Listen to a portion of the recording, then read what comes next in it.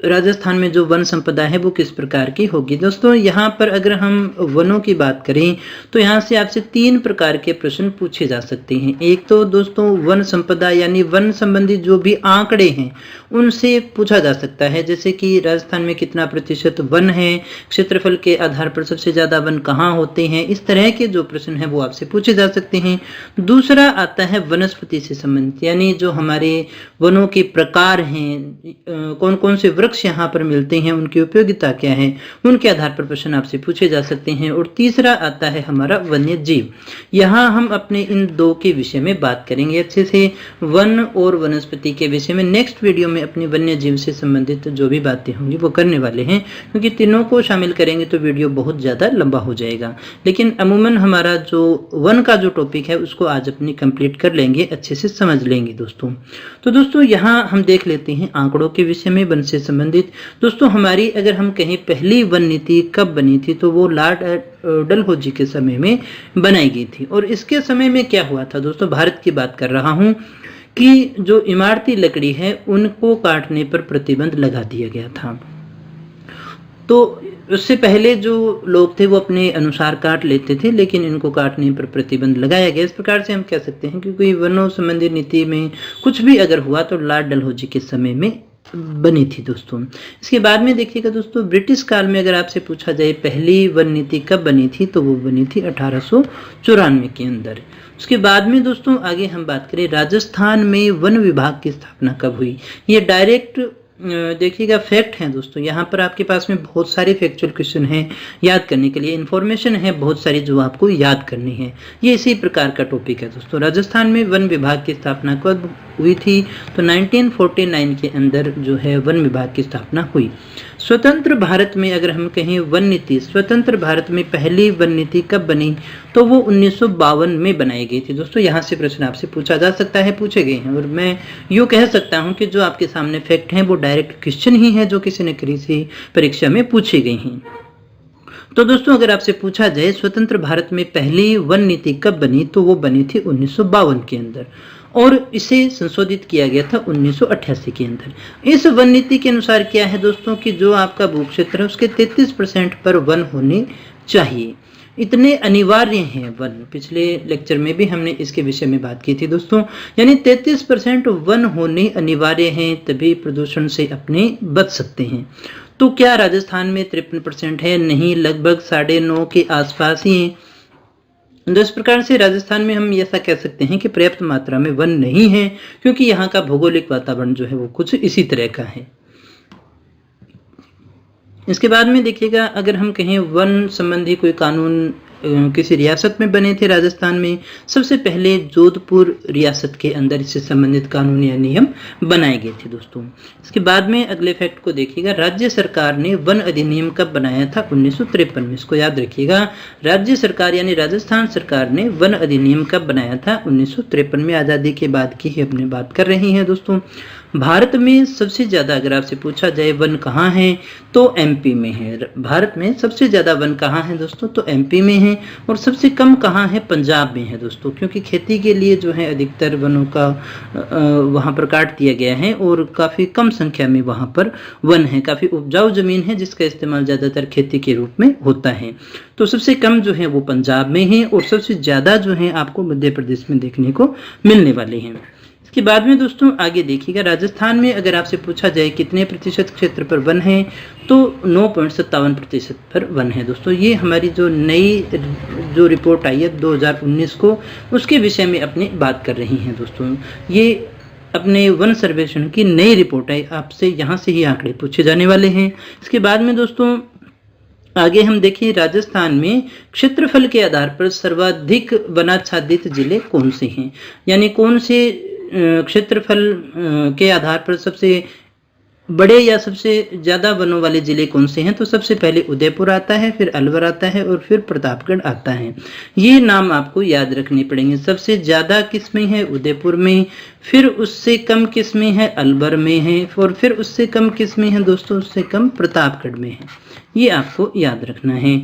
इसी प्रकार से अगर हम देखें न्यूनतम अगर आपसे पूछा जाए वनाच्छादित कौन से हैं तो चूरू है, यानी चूरू से चूरू में सबसे कम है, चूरू के बाद में ज़्यादा जो है वो हनुमानगढ़ में है, उससे ज़्यादा जोधपुर में है। ये अवरोही क्रम में होता है दोस्तों। तो दोस्तों उम्मीद करता हूं आप इस बात को समझ गए होंगे।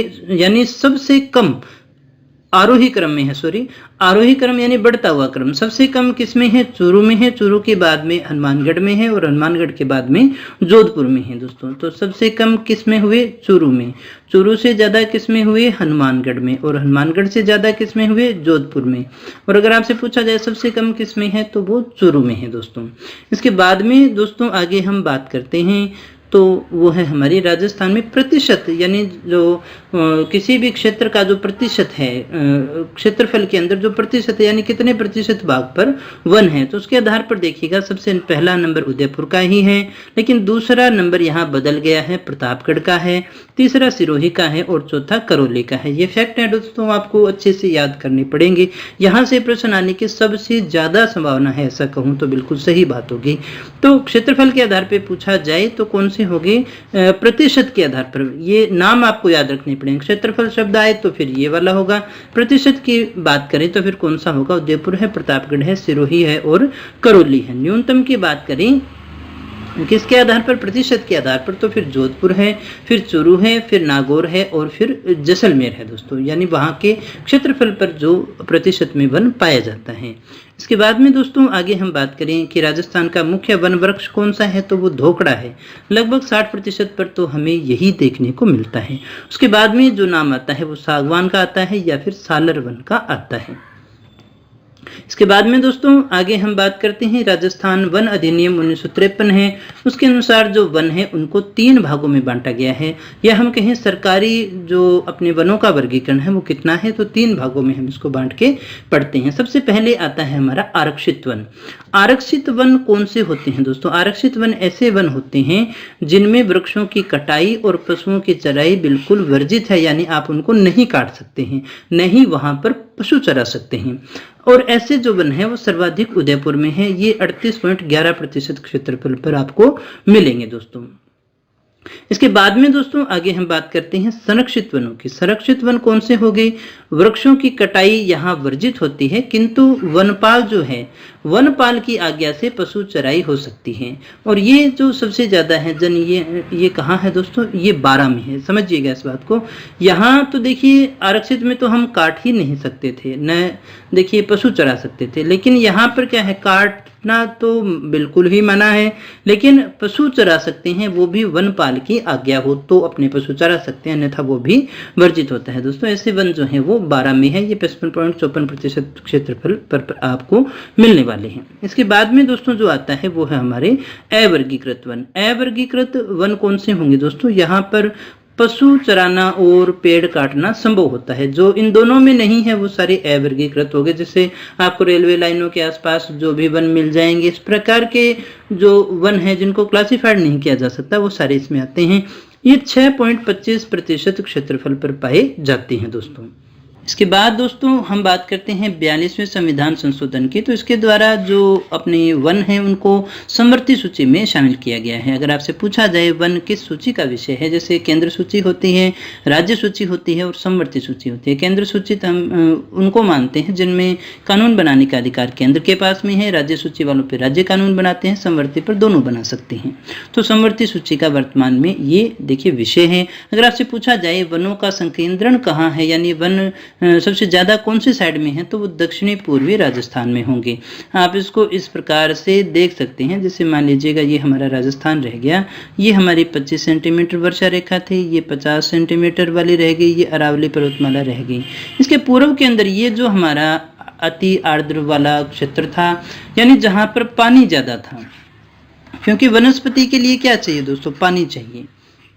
जहाँ पानी ज़्यादा होगा वहीं पेड़ ज़्यादा होंगे। पहाड़ों पर जाते हैं तो आपको पेड़ मिलते हैं, लेकिन रेगिस्तान में आपको पेड़ नहीं मिलते हैं क्योंकि पानी नहीं है दोस्तों। तो इस प्रकार से जैसे जैसे इधर जाएंगे तो पानी भी बढ़ता है, तो इसी प्रकार से वनस्पति भी बढ़ती है दोस्तों, क्योंकि ज़मीन भी अच्छी हो जाएगी। अब हम बात कर लेते हैं भारतीय वन अनुसंधान देहरादून की फॉरेस्ट रिपोर्ट जो 2019 की विषय में है। इसी के संबंध में अभी तक अपने आंकड़ों को पढ़ रहे हैं। तो यहाँ ये कहा गया है कि राजस्थान में 32,737 वर्ग किलोमीटर क्षेत्र पर वन है दोस्तों, और ये वन जो है वो राजस्थान के भौगोलिक क्षेत्रफल का 9.57 है और अनिवार्य होता है 33%। तो पास है क्या दोस्तों? पास होने के लिए कितने नंबर चाहिए? 33% चाहिए, लेकिन 33% राजस्थान के नंबर नहीं आ रहे हैं, 9.57 ही आ रहे हैं, जो कि काफ़ी कम है। और भारत के क्षेत्रफल का तो बिल्कुल ही कम हो जाता है दोस्तों। इसके बाद में दोस्तों 2017 में बात करें तो इतना था 32,828, और अभी कितना हो गया है? 32,737, यानी थोड़ा बहुत कम ही हुआ है, ज़्यादा तो यहाँ हम नहीं देख पा रहे हैं दोस्तों। इस प्रकार के प्रश्न भी आपसे पूछे जा सकते हैं। अब हम बात कर लेते हैं राजस्थान में वनों के संबंध में। राजस्थान में किस प्रकार की वनस्पति हमें देखने को मिलती हैं, पहले इसको थोड़ा सा समझ लेते हैं ताकि चीज़ें हमारे लिए क्या हो जाएं, आसान हो जाएं दोस्तों। हम यहाँ अब जो देखने वाले हैं कि किस किस प्रकार के वन जो हैं वो हमारे यहाँ पर पाए जाते हैं दोस्तों, जिसके विषय में अपनी बात करने वाले हैं दोस्तों। तो उम्मीद करता हूँ राजस्थान के जैसा ही आप इसको थोड़ा सा समझ लेंगे। यहाँ पर अगर हम बात करें तो सबसे पहली जो हमारी रेखा आती है 25 सेंटीमीटर की रेखा, फिर उसके बाद में हम बात करें तो 50 सेंटीमीटर वाली रेखा आ गई, ये हमारी अरावली आ जाती है दोस्तों इस प्रकार से। और इधर जो हमारा क्षेत्र एक और रह गया अति आर्द्र वाला, यहाँ देखिएगा दोस्तों ये 25 सेंटीमीटर की है, तो यहाँ पर यानी वर्षा कैसी होती है? बहुत ही कम होती है दोस्तों। और ये जो हमारी रेखा आ गई ये 50 सेंटीमीटर वाली आ गई। यहाँ की अगर हम बात करें तो 60 प्लस है दोस्तों, जो अपने वर्षा होती है वो 60 से ज़्यादा होती है, 80 तक हो जाती है दोस्तों। यहाँ पर जो है वो 80 प्लस में है।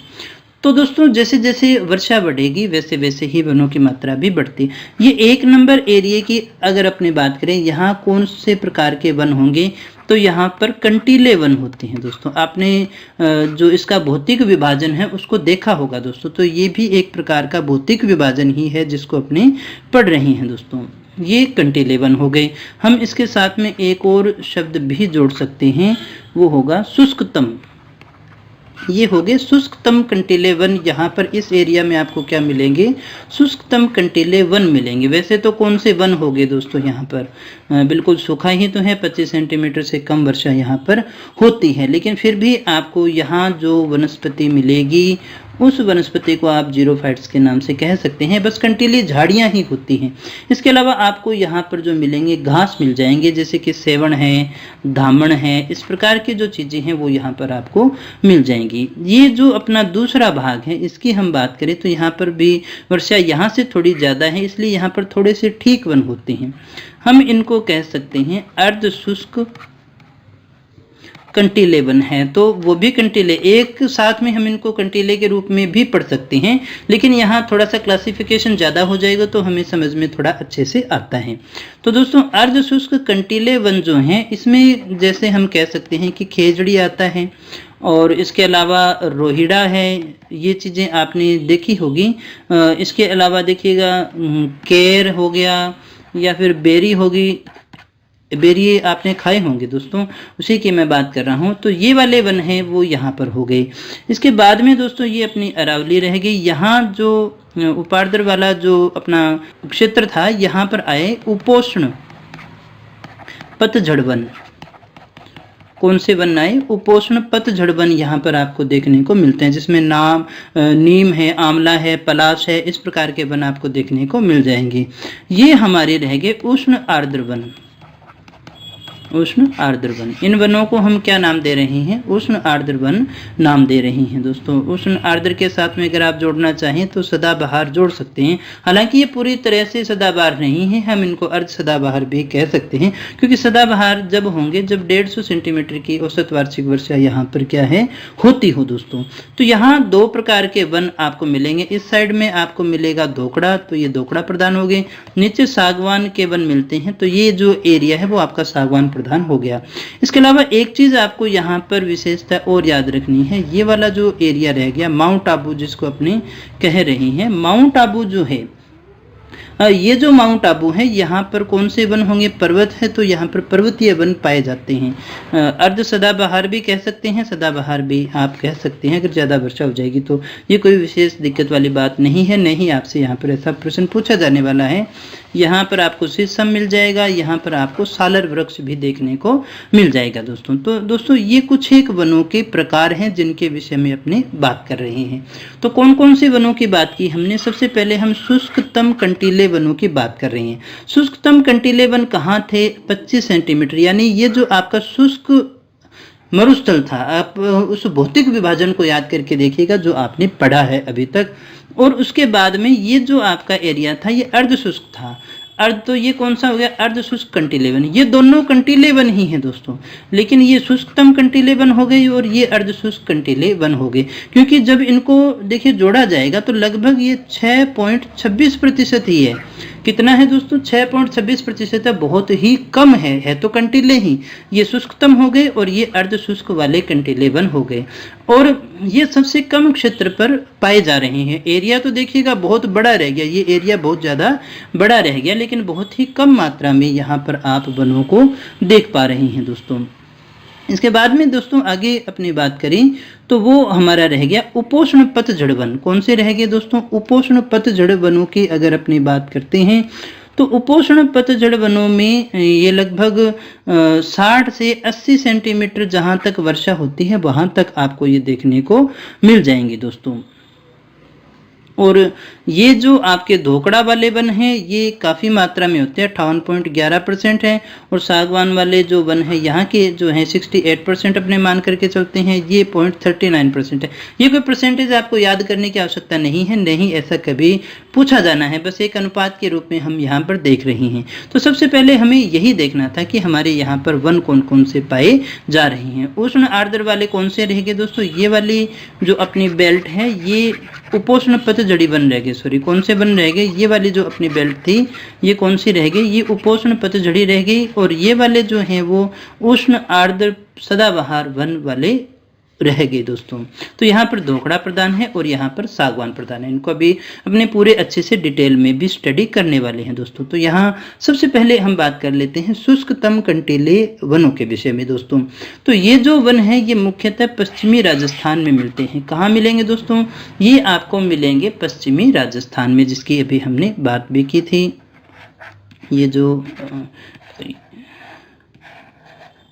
ये जो हमारा राजस्थान था ये वाला एरिया था 25 सेंटीमीटर वाला, यहाँ पर आपको देखने को मिलते हैं दोस्तों। इसके बाद में औसत वर्षा अभी मैंने आपको बताई भी थी 25 सेंटीमीटर तक होनी चाहिए, उससे कम में ये मिलते हैं। इनकी जड़ें कैसी होगी दोस्तों, गहरी होगी, लकड़ी कठोर होगी, और पत्तियां कैसी होती है, कंटीली। क्यों होती है दोस्तों, कोई भी व्यक्ति कैसा क्यों है, वो ऐसा है क्योंकि उसका आसपास का वातावरण वैसा है दोस्तों। एक बात को आप हमेशा याद रखिएगा, आप अपने आसपास के वातावरण के अनुकूल होते हैं। जैसे आपके दोस्त होंगे वैसे ही आप भी होते हैं दोस्तों। अपवाद की मैं बात नहीं कर रहा, कहने को आप कुछ भी कहें, जिस समूह में आप रहते हैं आप उसका एवरेज होते हैं, न कुछ उससे उच्च गुण मिल जाएंगे, कुछ उससे कम गुण भी आपको देखने को मिल जाते हैं। तो यहाँ पर ये वातावरण के कारण ही इस प्रकार की हैं, क्योंकि जड़ें गहरी होती है, क्योंकि पानी यहाँ पर काफ़ी नीचे होता है। लकड़ी कठोर हो जाती है क्योंकि यहाँ पर टेम्परेचर कम रहता है, कि भाई टेम्परेचर बहुत ज़्यादा रहता है। टेम्परेचर काफ़ी होने के कारण लकड़ी जो है वो धूप से क्या हो जाती है, कठोर हो जाती है। वाष्पीकरण कम हो इसके लिए भी होती है दोस्तों। कंटीली झाड़ियाँ, पत्तियां जो होंगी इनकी आपको इस प्रकार से कंटीली पत्तियां ही मिलती हैं। कैक्टस वगैरह में तो कांटे ही होते हैं दोस्तों। मुख्यतः इसका तो यहाँ का वृक्ष ही, या हम कहें वनस्पति में ही दोस्तों नागफनी आती है और कैक्टस आता है दोस्तों। कैक्टस और नागफनी ये जो है ये कंटीली झाड़ियाँ कांटे ही तो हैं जिनको अपने बाड़ बनाने के लिए इस्तेमाल किया करते हैं दोस्तों। इसमें देखिएगा कौन सी हो गई मुख्य वनस्पति, नागफनी हो गई और ग्वारपाठा हो गया। ग्वारपाठे की सब्जी भी बनती है मेथी के साथ में, आपने देखा भी होगा। तो ग्वारपाठा है, आयुर्वेदिक औषधि के रूप में भी हम इसको काम में लेते हैं दोस्तों। तो यहाँ देखिएगा नागफनी गार्डन कहाँ पर है, कुलधला जो जैसलमेर में स्थान है वहाँ पर आपको ये गार्डन देखने को मिल जाएगा नागफनी का गार्डन, जिसको अपने कैक्टस गार्डन कहते हैं दोस्तों। क्या कहते हैं? कैक्टस।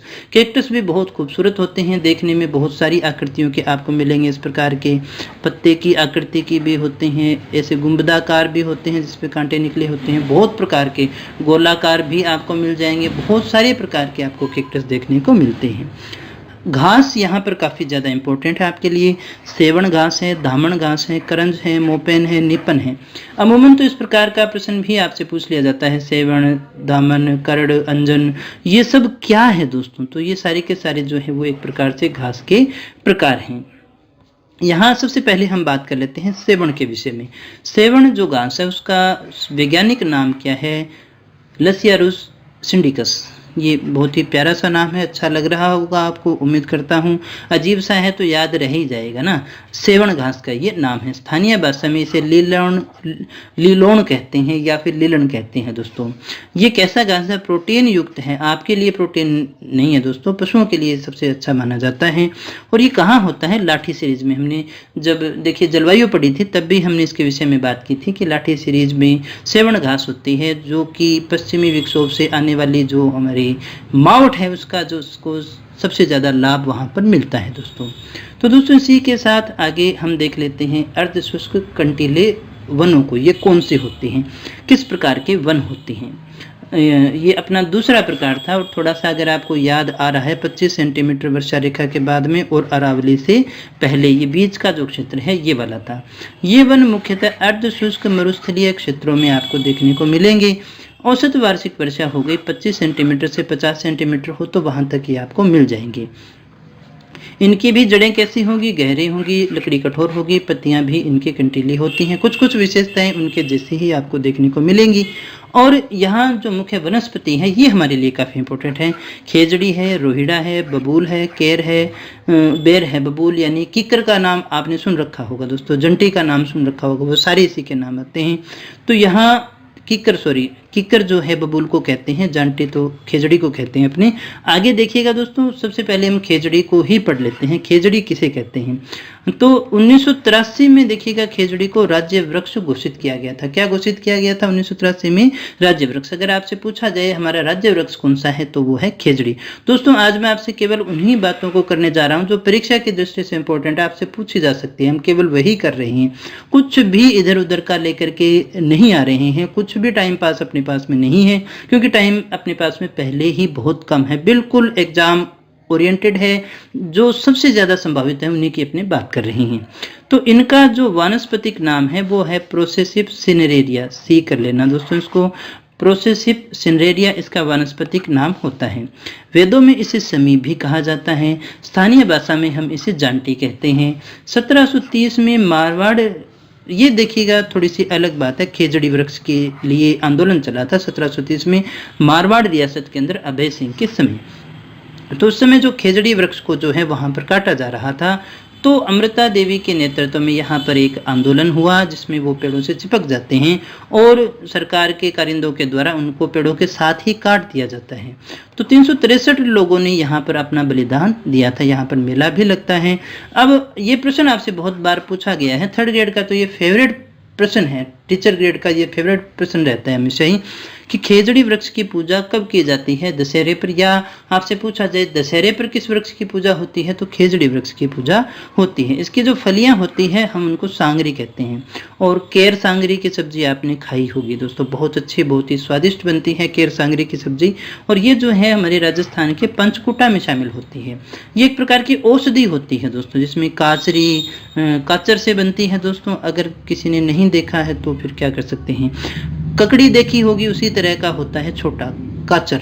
और एक होता है कुमटा, कुमटे के बीज इस्तेमाल किए जाते हैं, गुंदा फूल इस्तेमाल किए जाते हैं, सांगरी और केर।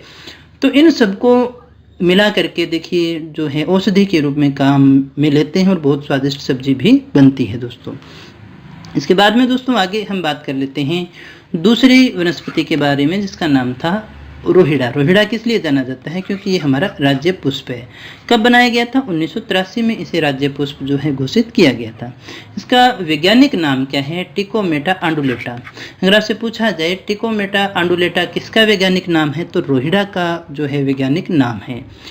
ये इमारती लकड़ी के लिए बहुत ही अच्छा होता है, इसकी लकड़ी मुलायम होती है, इसी कारण इसे राजस्थान का सागवान या मारवाड़ टीक भी कहते हैं। इमारती लकड़ी किसे कहेंगे जिसमें हम इमारत में गेट दरवाजे या किसी रूप में हम इसको काम में लेते हैं दोस्तों। इसके बाद में दोस्तों इसे मरु शोभा भी कहा जाता है, क्योंकि इसके जो फूल हैं वो बहुत ही सुंदर होते हैं, इसीलिए इसे राज्य पुष्प ही घोषित किया गया है दोस्तों। और इसके बाद में हम बात कर लेते हैं दोस्तों अगले के संबंध में, जो है हमारा उपोष्ण पतझड़ वन।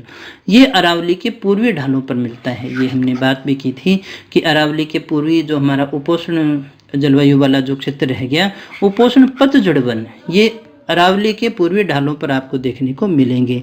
यहाँ के लिए औसत वार्षिक वर्षा है जो आपको चाहिए 60 से 80 सेंटीमीटर तक। और इनमें जो वनस्पति है वो पलाश हो गई, नीम हो गई और आंवला हो गई। उम्मीद करता हूँ इन नामों से आप थोड़े बहुत वाकिफ होंगे दोस्तों। पहले पलाश के बारे में बात कर लेते हैं, क्योंकि ये क्वेश्चन आपसे पूछा जाता है, फेवरेट क्वेश्चन रहता है, चाहे आरएएस का एग्जाम हो तो भी वहाँ पर बहुत बार पूछा गया है। ढाक के 3 पात, ये कहावत आपने सुनी होगी, तो ये ढाक ही है। और इसका जो वैज्ञानिक नाम है वो है ब्यूटिया मोनोस्पर्मा। देखिए बहुत सुंदर होता है, इसे वन की ज्वाला भी कहते हैं, क्योंकि इसके फूलों का कलर ज्वाला की तरह ही होता है। ब्यूटिया यानी ब्यूटी से आप इसको जोड़ करके याद कर सकते हैं ढाक को।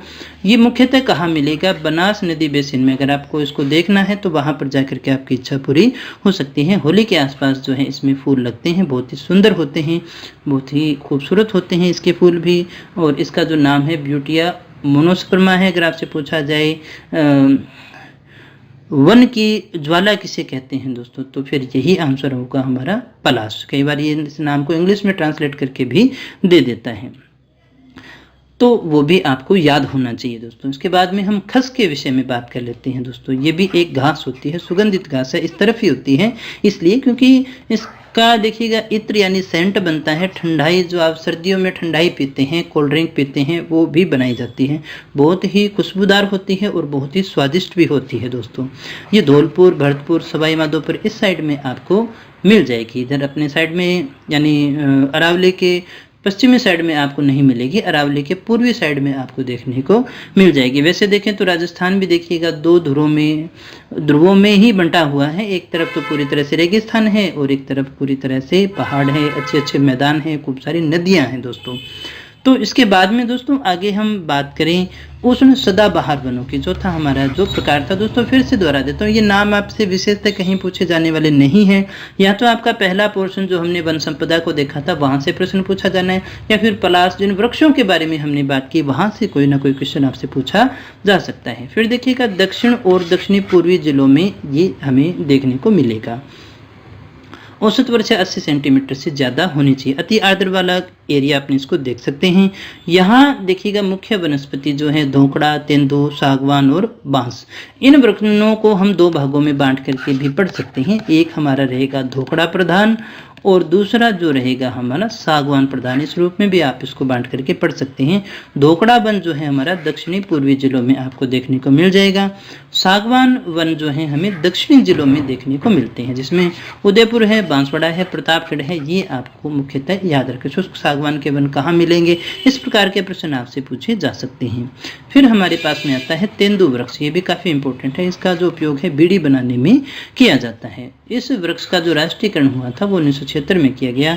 ये उदयपुर, बांसवाड़ा, प्रतापगढ़ और सिरोही यहाँ पर आपको देखने को मिल जाएगा। वहाँ पर काफ़ी मात्रा में होता है दोस्तों, बीड़ी बनाने के काम आता है। महुआ, ये भी बहुत परीक्षा में पूछा जाता है। इसे हम कहते हैं आदिवासियों का कल्प वृक्ष, क्योंकि ये कल्पना लोक में पहुंच जाते हैं इसके साथ में ही दोस्तों। क्योंकि इससे क्या बनती है, देसी शराब। थोड़ी इनकी भावनाओं को समझ लीजिएगा किस प्रकार से कल्पना लोक में पहुंच जाते हैं, इसलिए इसको कल्प वृक्ष कहते हैं। तो ये इनको कल्पना लोक में ही लेकर के जा रहा है, इसीलिए हमने इसको कल्प वृक्ष कहा है। और इसका जो फल होता है डोरमा, उससे तेल प्राप्त होता है। इससे डिटर्जेंट भी बनता है, जिसको साधारण भाषा में सर्फ कहते हैं अपने दोस्तों, वही बात मैं कर रहा हूँ। डिटर्जेंट भी बनता है। ये उदयपुर, बांसवाड़ा और प्रतापगढ़ के साइड में आपको मिल जाएगा। जैसे आदिवासियों का कल्प वृक्ष, ये नाम आप विशेषता याद रखिएगा, क्योंकि एक तो आता है आदिवासियों का हरा सोना और एक आदिवासियों का कल्प वृक्ष। अभी हम हरे सोने के बारे में देख लेते हैं, जो कि होता है बांस। ये आपसे पूछा जाता है, आदिवासियों का हरा सोना हम किसे कहते हैं दोस्तों, तो वो होता है बांस। और ये एक प्रकार की घास ही है, बहुत लंबी घास है दोस्तों। कितनी लंबी है देख सकते हैं, जितने लंबे बांस होते हैं। ये बांसवाड़ा में तो मिलेगा ही मिलेगा, बांसों का बाड़ा बांसवाड़ा, सिरोही, उदयपुर के आसपास के एरिया में भी आपको देखने को मिल जाएगा दोस्तों। फिर हम बात करें सागवान। सागवान जो है इमारती लकड़ियों के लिए जाना जाता है। सागवान के फर्नीचर बनते हैं, इमारती लकड़ियां भी काम में लेते हैं, जैसे गेट, दरवाजे। बहुत महंगा भी होता है दोस्तों। ये प्रतापगढ़ है, उदयपुर है, बांसवाड़ा है, यहाँ पर होता है दोस्तों। इसके बाद में दोस्तों हम लास्ट में बात कर लेते हैं पर्वतीय अर्ध सदाबहार वन की। ये मुख्य माउंट आबू की हमने इसके विषय में बात की थी दोस्तों। यहाँ बरगद है, शीशम है, सालर है, इस प्रकार के वृक्ष आपको देखने को मिल जाएंगे। ये पर्वतीय है, पर्वतीय प्रकार के वन यहाँ आपको देखने को मिलेंगे। अगर आपसे वैसे भी पूछा जाता है कि पर्वतीय वन कहाँ मिलेंगे, तो जहाँ पर पर्वत है सबसे ज़्यादा है वहीं तो मिलने वाले हैं ना दोस्तों। तो कुछ एक इंपॉर्टेंट फैक्ट है, उनको भी देख लेते हैं, फिर ये अपना चैप्टर पूरा हो जाएगा। गोंद के लिए जाना जाता है चौटन को। कत्था, ये भी काफ़ी इंपॉर्टेंट है। कत्था किसे कहते हैं, इसे खेर भी कहते हैं। उदयपुर, चित्तौड़गढ़ और बूंदी में ये आपको मिल जाएगा। कथोड़ी जाति का संबंध इसके होता है। कत्थे का काम जो करते हैं कथोड़ी, नाम भी इससे मिलता जुलता है, आसानी से याद रह जाने वाला था। आवल जो है वो चमड़े की टैनिंग यानी चमड़ा उद्योग जो है वहां पर उसको काम में लेते हैं। उदयपुर, बांसवाड़ा, डूंगरपुर में ही आपको मिल जाएगा। अर्जुन वृक्ष, ये भी काफी पूछा जाता है परीक्षा में। उदयपुर, डूंगरपुर और बांसवाड़ा में ये होता है। रेशम कीट पालन इस वृक्ष पर किया जाता है। रेशम कीट पालन के लिए सबसे ज्यादा इंपॉर्टेंट है। देश में वनों की दृष्टि से राज्य 9 नंबर पर है, ये नंबर याद रख लेना आप। प्रति व्यक्ति वनारोपण या वृक्षारोपण जो हमारे यहाँ पर है 0.04 हेक्टेयर है।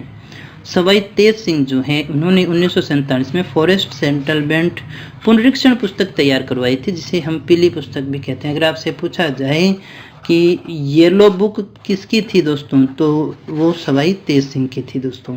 इसके बाद में दोस्तों आगे हम बात कर लेते हैं इंपॉर्टेंट फैक्ट की। रेगिस्तान के प्रसार को रोकने में उपयोगी वृक्ष है खेजड़ी। राज्य की प्रथम वन नीति कब बनाई गई थी, 17 फरवरी 2010 में बनाई गई थी। इसमें संपूर्ण राज्य के 20% भाग को वृक्षाच्छादित करने का लक्ष्य रखा गया था। 2010 में पहली वन नीति बनी थी। राजस्थान में चंदन वन कहाँ कहाँ मिलते हैं, हल्दी घाटी और देलवाड़ा क्षेत्र में आपको मिलेंगे। देलवाड़ा सिरोही में है दोस्तों, बाकी आप अच्छे से जानते ही हैं। राज्य में 13 वन व्रत हैं, यानी वन मंडल कितने हैं दोस्तों, 13 हैं। इनमें सबसे छोटा वन मंडल जो है वो सिरोही वन मंडल है, और सबसे नवीन अगर आपसे पूछा जाए तो वो है 12। और अगर क्षेत्रफल के आधार पर सबसे बड़े की बात करें दोस्तों तो वो हो जाएगा जोधपुर। राज्य में शुष्क सागवान वृक्षारोपण कहाँ किया जा सकता है या फिर कहाँ होते हैं, डायरेक्ट आपसे पूछे, डूंगरपुर, बांसवाड़ा और उदयपुर, यानी दक्षिणी जिले ही रह गए दोस्तों आपके ये पूरे के पूरे। नीम के वृक्ष पर मई जून में फूल आते हैं, जिन्हें अपने मिमझर कहते हैं। नाम आपने सुना होगा, कई बार इस प्रकार के प्रश्न भी वो पूछ लेता है, मिंजर। राजस्थानी कविताएं भी हैं कुछ इस प्रकार की। कांग्रेस घास या गाजर घास किसको कहते हैं, अमेरिका से जब हमारे यहाँ पर गेहूं आए तो गेहूं के साथ ही एक प्रकार की खरपतवार आ गई थी, इससे कई बीमारियां फैलती हैं, इसलिए ये इंपॉर्टेंट है। रेगिस्तानी वन रोपण व भू संरक्षण केंद्र अगर आपसे पूछा जाए कहाँ पर है दोस्तों, तो वो है जोधपुर में। कुछ और इंपॉर्टेंट फैक्ट को देख लेते हैं। जीव रक्षार्थ राज्य में अगर आपसे पहला बलिदान पूछा जाए तो वो 1604 में हुआ था, अमृता देवी वाला नहीं है, ये हम बात करें जोधपुर का ही है, रामसड़ी गांव में हुआ था। इसमें जो बलिदान देने वाली थी वो थी कर्मा व गोरा, दोनों ने जो है इसके लिए बलिदान दिया था दोस्तों। इसके बाद में हम दोस्तों बात करते हैं गोगा जी व जुझार जी के जो थान है वो किस वृक्ष के नीचे होते हैं, खेजड़ी। आपके लोग देवताओं की क्लासें भी चल रही हैं, उसमें भी आपने इनको पढ़ा और सुना होगा दोस्तों। तो खेजड़ी वृक्ष हमारे लिए काफ़ी ज़्यादा इंपॉर्टेंट है। खेजड़ी दिवस जो हुआ था, खेजड़ी कांड, वो 12 सितंबर को मनाया जाता है।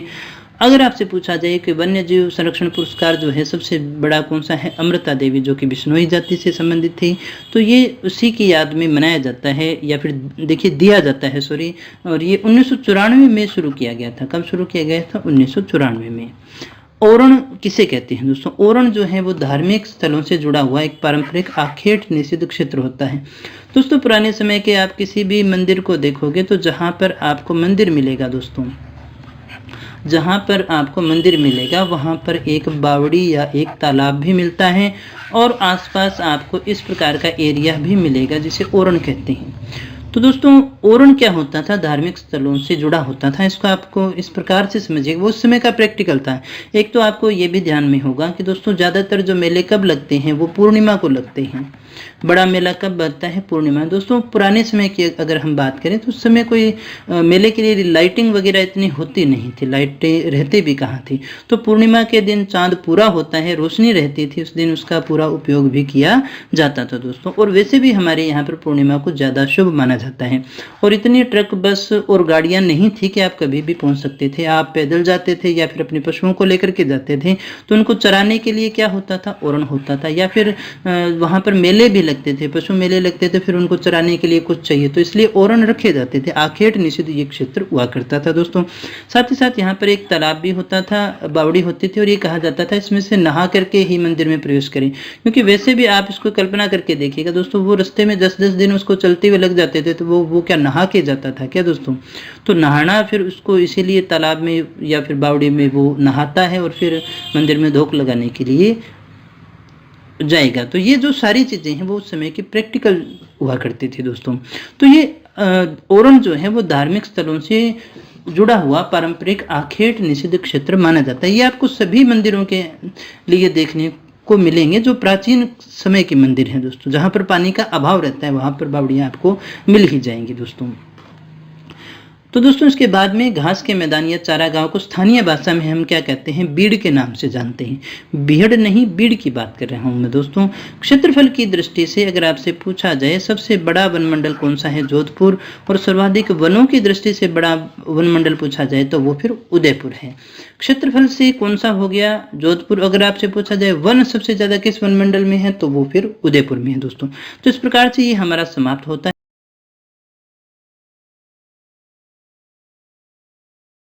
तो सबसे पहले देखिएगा, अगर हम बात करें विश्व में प्रकृति का संरक्षण अगर सबसे पहले किसी ने शुरू किया था तो वो करने वाले थे अशोक।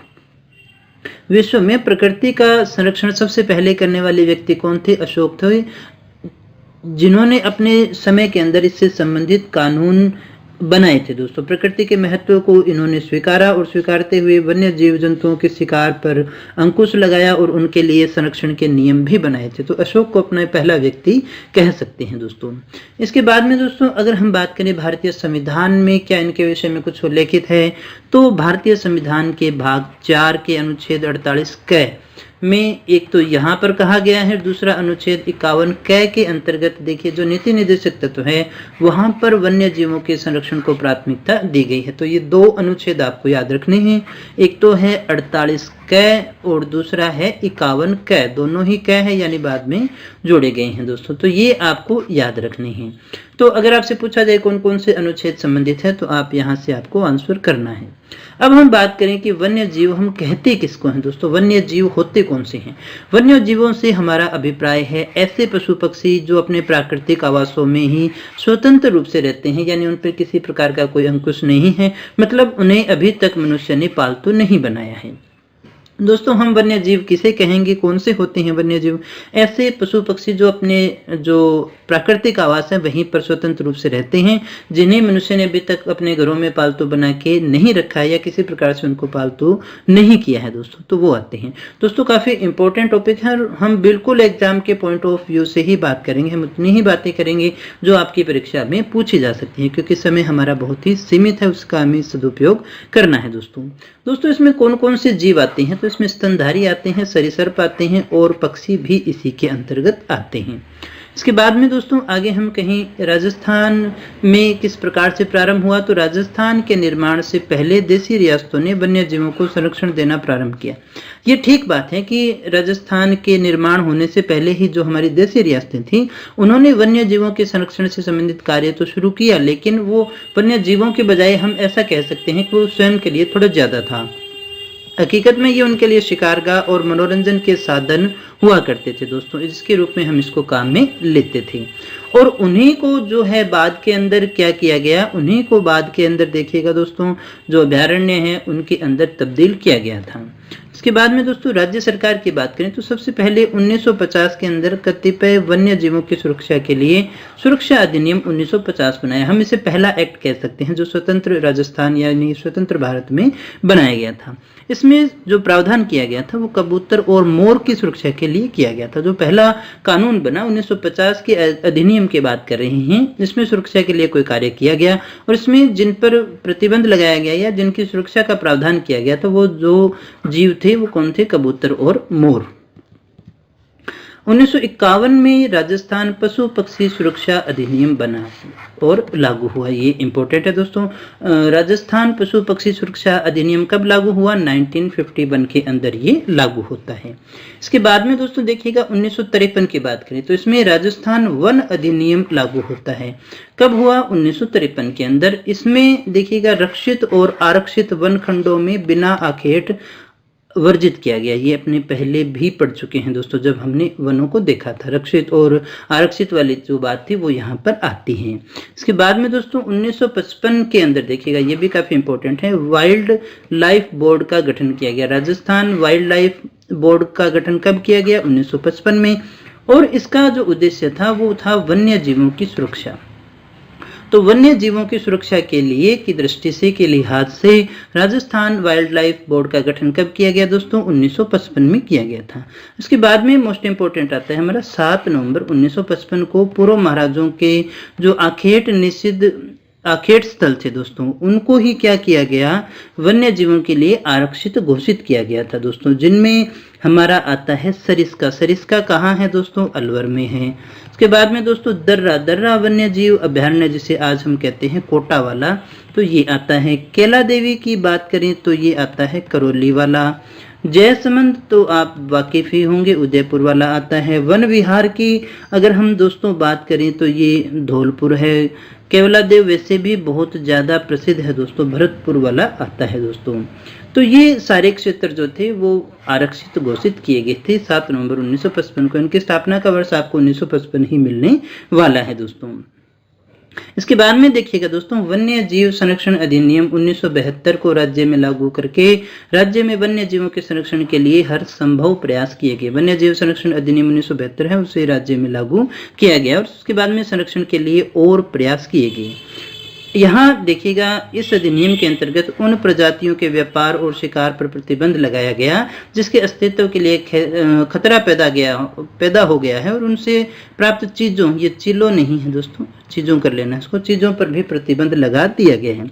मतलब क्या हुआ, ये जो अधिनियम है 1972 वाला राज्य में लागू हुआ और इसके द्वारा ऐसी जीवों के जो प्रजातियां हैं उनके व्यापार और शिकार दोनों पर प्रतिबंध लगा दिया गया जिनके अस्तित्व के लिए खतरा पैदा हो चुका है और उनसे जो भी बनने वाले उत्पाद हैं, चीजें हैं, उनके ऊपर भी प्रतिबंध लगा दिया गया था दोस्तों। तो ये काफी इंपॉर्टेंट है हमारे लिए। इस अधिनियम द्वारा क्या किया गया, वन्य जीव स्थलों को 3 वर्गों में बांटा गया। कौन कौन से हैं, एक राष्ट्रीय उद्यान है, एक अभयारण्य है और आखेट निषिद्ध क्षेत्र है जिन्हें हमें पढ़ना है।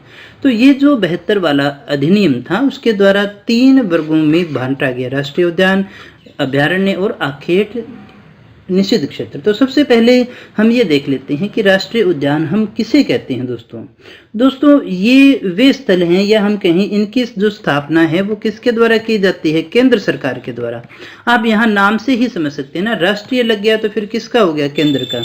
इसकी जो स्थापना है वो केंद्र सरकार द्वारा की जाती है जिसमें आएगा वन्य जीव संरक्षण अधिनियम 1972 की धारा 35 के अंतर्गत केंद्र सरकार के द्वारा की जाती है। तो अब नंबर 1 बात, तो राष्ट्रीय उद्यान की जो स्थापना है वो किसके द्वारा की जाती है, केंद्र सरकार के द्वारा। किस अधिनियम के अनुसार, वन्य जीव संरक्षण अधिनियम 1972 की धारा 35 के अनुसार की जाती है। दूसरी बात, यहाँ जो है वन्य जंतुओं के आवास पर उनके संरक्षण के लिए बनाए गए हैं। ये वन्य जो जंतु हैं उनके लिए, जैसे कि टाइगर हो गया, लोयन हो गया, रेनो हो गया, इनके लिए बनाया गया है और इसकी जो सीमाएं हैं वो कानून के द्वारा निर्धारित की जाती हैं। इनकी सीमाएं जो है दोस्तों वो कानून के द्वारा निर्धारित होती हैं। किनकी? राष्ट्रीय उद्यानों की अपनी बात कर रही हैं। इसके अलावा देखिएगा जो इसका क्रोड एरिया है, जो बीच का जो क्षेत्र होता है, वहां पर जैविक बाधा संभव नहीं है, यानी किसी भी प्रकार की छेड़छाड़ वहां पर नहीं होती, किसी प्रकार की जैविक बाधा वहां पर संभव नहीं होती है, जैविक बाधा संभव नहीं है। इसके अलावा अगर हम बात करें राजस्थान में कितने हैं, तो राजस्थान में 3 राष्ट्रीय उद्यान है दोस्तों। कौन कौन से हैं? एक तो रणथंभौर है अपना, दूसरे की बात करें तो केवलादेव आ गया, और तीसरे की बात करें तो वो आ गया मुकंदरा हिल्स। तो दोस्तों यहाँ ध्यान दीजिएगा, राष्ट्रीय उद्यान कौन सा हो गया? जो केंद्र सरकार के द्वारा बनाया जाता है, कानून के द्वारा इसकी सीमाओं का निर्धारण किया जाता है, क्रोड में जैविक बाधा संभव नहीं होती, राजस्थान में ही 3 हैं दोस्तों। इसके बाद में जो दूसरी अपने बात करें अभ्यारण्य के विषय में, तो अभ्यारण्य की जो स्थापना की जाती है वो 1972 के एक्ट के अनुसार ही होती है, ये बात तो ठीक है, लेकिन इसकी धारा 38 के अनुसार होती है। वो 35 के अनुसार था, ये 38 के अनुसार थी दोस्तों। और ये प्राय किसी न किसी जाति विशेष के लिए ही बनाए जाते हैं, जैसे कि कोई पैंथर हो गया, गोडाउन हो गया, काले हिरण हो गए, उनके द्वारा इनको बनाया जाता है दोस्तों। फिर इनकी सीमाएं निर्धारित नहीं होती, इनकी कोई सीमा फिक्स नहीं होती, सीमाएं निर्धारित नहीं होती, सीमित रूप से इनमें जो जैविक बाधा है वो संभव हो पाती है। राजस्थान में अभी कितने हैं, तो हम 26 को मान करके चलते हैं दोस्तों, और इन 26 को अपने को पढ़ना है। आखेट निषिद्ध क्षेत्रों की बात करें दोस्तों, तो आखेट निषिद्ध क्षेत्र वो हो गए जहां पर किसी प्रकार का शिकार बिल्कुल प्रतिबंधित कर दिया गया है दोस्तों। इसके अलावा एक और चीज आपको याद रखनी है, रामसर कन्वेंशन, रामसर संधि जो थी उसके अंतर्गत रामसर वेटलैंड में जो 2 आते हैं, एक तो आता है अपना केवलादेव और एक आती है सांबर जी। तो ये हमें यहाँ याद रखना था। आगे बढ़ते हैं दोस्तों, तो हम बात कर लेते हैं वन्य जीवों के विषय में कुछ और। असम राज्य के बाद में राजस्थान जो है उसका वन्य जीवों की दृष्टि से दूसरा स्थान है। स्वतंत्रता प्राप्ति से पहले राजस्थान को शिकारियों का स्वर्ग माना जाता था दोस्तों, क्योंकि बहुत सारी शिकारगाह यहाँ पर बनी हुई थी, और मूल संविधान में ये राज्य सूची का विषय था। अगर आपसे पूछा जाए मूल संविधान में, तो राज्य सूची का विषय था, लेकिन वर्तमान में ये संवर्ती सूची का विषय है, जो कि 42वें संविधान संशोधन द्वारा स्थापित किया गया है। अभी पूछा जाए कौन सी सूची का विषय है, तो संवर्ती सूची का विषय है, जिस पर दोनों ही राज्य और केंद्र दोनों ही कानून बना सकते हैं। सर्वप्रथम 1901 में टोंक द्वारा शिकार पर प्रतिबंध लगाया गया था दोस्तों। 1910 में जोधपुर के महाराजा उमेद सिंह द्वारा वन्य जीवों को संरक्षण प्रदान किया गया था। ये पहले कुछ एक प्रयास थे जो स्वतंत्रता से पहले हमारे प्रारंभ हो चुके थे। अब हम बात कर लेते हैं वन्य जीव संरक्षण के उपाय कौन से होते हैं दोस्तों। तो 2 प्रकार के अपने मानते हैं, एक तो स्वस्थानीय है और एक बहिर्स्थानीय है। देखिएगा स्वस्थानीय कौन से होते हैं। स्वस्थानीय को आप इस प्रकार से समझिएगा, स्व माने अपना, यानी जो जीव जंतु है उसको अपने ही स्थान पर, जो उसका नेचुरल आवास है, जो प्राकृतिक आवास है, वहीं पर उसको संरक्षित किया जाए, न कि वहां से उठा करके दूसरे स्थान पर लाया जाए। यानी जिस जंगल में वो रह रहा है उस जंगल के एरिया को ही क्या कर दिया जाए, संरक्षित घोषित कर दिया जाए। उसको वहीं पर अगर संरक्षित किया जाता है तो वो क्या कहलाता है, वो स्वस्थानीय या फिर इन सिटू कहलाता है दोस्तों। यहाँ इसके लिए जो तरीके अपनाए जाते हैं, राष्ट्रीय उद्यान है, अभ्यारण्य है, बाघ संरक्षण परियोजना है, रामसर साइट है, कंजर्वेशन रिजर्व है, आखेट निषिद्ध क्षेत्र है, जैव मंडल रिजर्व है दोस्तों। ये जो सारे के सारे हैं यहाँ जिनको देखिए संरक्षित घोषित किया जाएगा, यानी बाघ अभ्यारण्य में कोई जीव यहाँ से उठा करके थोड़े ना लेके जाते हैं। जो जीव जहाँ पर है उसको वहीं रखना है, उस एरिया को संरक्षित करने का प्रयास किया जाए। यानी जिस स्थान पर वो जीव जंतु को संरक्षित करना उसको प्राकृतिक आवास में ही किया जाना है, तो वो स्वस्थानीय के नाम से जाना जाता है। दूसरा जो आता है बहिस्थानीय, यानी एक्स-सिटू। एक्स-सिटू कौन सा हो गया, उसके प्राकृतिक आवास से बाहर ले जाएंगे। ये तब होगा दोस्तों जब उनकी संख्या कम है और या फिर ये माने बहुत ज्यादा संकट है, तो उनको वहां से उठा करके किसी अन्य स्थान पर संरक्षित किया जाता है, यानी प्राकृतिक आवास से हम उठा ले। इसके लिए जंतुवालय जैसे कि आपने चिड़ियाघर में देखे होंगे, अगर आपने कोई चिड़ियाघर ध्यान से देखा है तो उनके आगे एक बोर्ड लगा हुआ होता है, जो भी जीव है उसके ऊपर बोर्ड लगा हुआ मिलेगा आपको, जिसके ऊपर सारी बातें उसकी लिखी होती हैं। जिनकी जो है संकट में है उनको फिर वहीं से बाहर रखा जाता है। इसके अलावा जीन बैंक है, वहां भी रखा जाता है। मृग उद्यान है। इस प्रकार के कार्यक्रम जो है वो बहिर्स्थानी के नाम से जानते हैं अपने, जहां पर हमने कहा प्राकृतिक आवास से बाहर, यानी उनको उनके घर में ही रखना है तो इन सिटू है, और घर से बाहर अगर उनको लेके जाना है तो वो एक्स सिटू कहलाएगा। जैसे कि एक्वेरियम हो गए बड़े बड़े, तो एक्वेरियम तो समुद्र का जीव है, लेकिन उसको समुद्र के जीवों को हम कहाँ लेके आ गए, एक्वेरियम के अंदर। तो कांच घर जिसको अपने बोलते हैं, जिसमें मछलियां वगैरह देखी होंगी आपने। तो ये सारे के सारे अपने इसी श्रेणी में लेकर के चलते हैं। पशु जीन बैंक हो गया। तो ये सारे के सारे कौन से हैं दोस्तों, बहिस्थानी के अंतर्गत आते हैं। इसके बाद में दोस्तों हम बात कर लेते हैं राष्ट्रीय उद्यान में जो हमारे कुल 3 हैं, उसमें से पहला हमारा राष्ट्रीय उद्यान आता है रणथंभौर राष्ट्रीय उद्यान। 1955 में राज्य सरकार द्वारा इसे अभ्यारण्य घोषित किया गया था दोस्तों। इसके बाद में दोस्तों देखिएगा 1973 से इसे बाघ परियोजना केंद्र सरकार के द्वारा यहाँ पर देखिए लागू की गई थी, और 1 नवंबर 1980 को इसे राष्ट्रीय अभ्यारण्य घोषित किया गया। ये प्रश्न आपसे पूछा जा सकता है। डेट आपको राष्ट्रीय उद्यानों की कम से कम याद होनी चाहिए। डेट के रूप में आपसे यही प्रश्न ज्यादा पूछे जाने वाले हैं। हालांकि डेट हम 26 के 26 जो हमारे अभ्यारण्य हैं उनकी भी बात करते हैं, लेकिन वो उतना जरूरी नहीं है दोस्तों। आत्मा की शांति के लिए अपने वहां पर लिखते हैं, उनको पढ़ते हैं। अगर नहीं लिखेंगे तो फिर हमारी आत्मा शांत नहीं होती, भटकती रहती है दोस्तों। तो इसलिए लिख आपको जरूर दिया गया है, लेकिन आपको ध्यान जो डेट पे देना। डेट का मतलब मैं यहाँ पर सिर्फ केवल सन से बात कर रहा हूँ। 1980 आपको याद होना चाहिए, बाकी है तो ठीक है, नहीं तो हमारा काम चल जाएगा दोस्तों, आराम से आंसर निकाल लेंगे अपने। तो 1 नवंबर 1980 को इसे राष्ट्रीय अभ्यारण्य घोषित किया गया था। कुल जो इसका क्षेत्रफल है 392.50 वर्ग किलोमीटर है, जिसमें से 282.03 वर्ग किमी कोर क्षेत्र के रूप में आता है। देश की सबसे छोटी बाघ परियोजना हम कहते हैं। यहाँ कुछ और चीजें भी हैं जिनके विषय में हमें बात करनी है और याद भी करना है। त्रिनेत्र गणेश जी हैं यहाँ पे। जोगी महल है दोस्तों। जोगी महल कौन सा है, तो ये माधो सिंह के द्वारा बनवाया गया था, और ये कहते हैं कि ऋषियों के लिए माधो सिंह के द्वारा इसे बनवाया गया था दोस्तों। और कहते हैं कि महारानी एलिजाबेथ जो थी 1960 में और 1985 में राजीव गांधी ने यहाँ पर हैप्पी न्यू ईयर का सेलिब्रेशन भी किया था। सन 2000 में यहाँ पर क्लिंटन भी आए थे दोस्तों। तो ये कुछ एक इम्पोर्टेंट बातें थी। इसके अलावा लाल सिर वाला तोता यहाँ होता है, और टाइगरमैन कैलाश सांखला का संबंध भी जो है इसी के साथ में है दोस्तों। इसके बारे में भी आगे अपने और डिटेल में देखेंगे। कुक्कुर घाटी यहाँ है, पहली बाघ परियोजना है, ये अपने पढ़ चुके हैं। इसे बाघों का घर कहा जाता है। मछली बागिन है, ये भी काफी समय पहले खूब चर्चा में रही थी दोस्तों।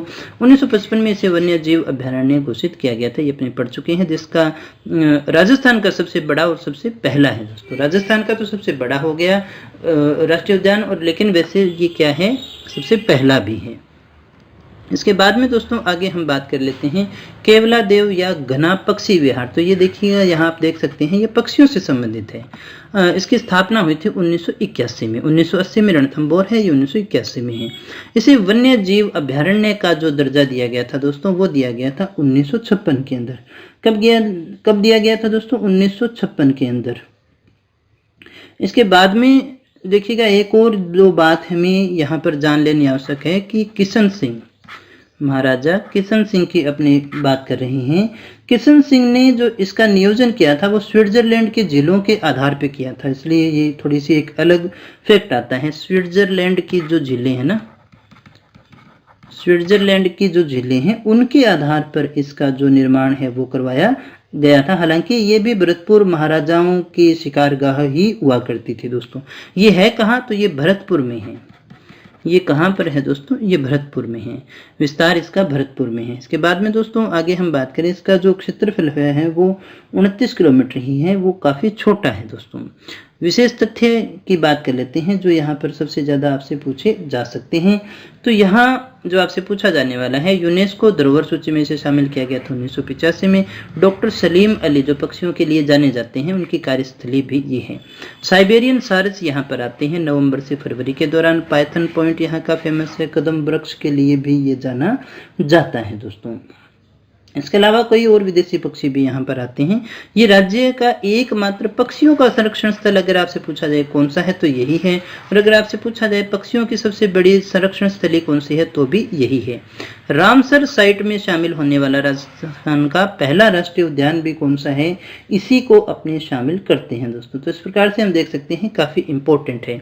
अजान बांध यहीं पर है, जिसमें जलमानुष यानी ऊद बिलाव जो है वो निवास करते हैं। इसे पक्षियों का स्वर्ग स्वर्ग कहते हैं, और यहाँ पर एंचा घास भी पाई जाती है जिसमें पक्षी उलझ जाते हैं दोस्तों। तो ये था हमारा केवलादेव घना पक्षी विहार। इसमें याद रखना है ये आपको कब हुआ था, पक्षियों के लिए विशेषतः जाना जाता है। इसके बाद में दोस्तों आगे अपने बात कर लेते हैं मुकंदरा हिल्स राष्ट्रीय उद्यान के विषय में। इसकी जो स्थापना हुई थी नवीनतम ही है 9 जनवरी 2012 को। इसका विस्तार कोटा में है। इसका क्षेत्रफल काफी कम है, 199 वर्ग किलोमीटर ही है दोस्तों।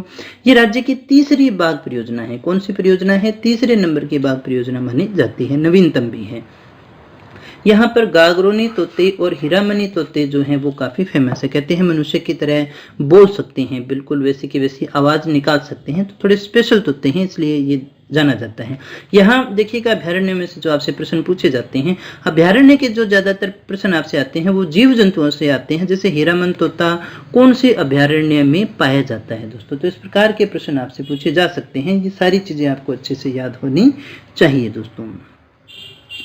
इसके बाद में दोस्तों आगे अपनी बात करते हैं। एक और चीज़ याद रखिएगा, ये कोटा और चित्तौड़गढ़ तक फैला हुआ है, तो ये एक इसकी कोई निश्चित सीमा तो होती नहीं है, ये ज़्यादा भी हो सकता है दोस्तों। इसके बाद में दोस्तों आगे अपनी बात करें तो अबली मिणी का महल भी यहीं पर है। धोकड़ा वनों के लिए भी ये जाना जाता है।